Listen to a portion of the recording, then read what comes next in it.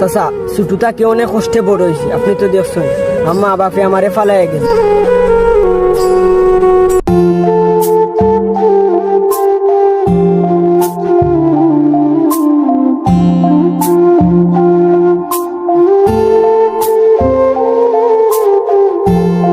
আসসালামু আলাইকুম, কিতা অবস্থা ওয়ালানি? ওয়ালাইকুম আসসালাম রিমন, কি অবস্থা তোমার? সৌদি দিকে কোন দিন আইলা তুমি?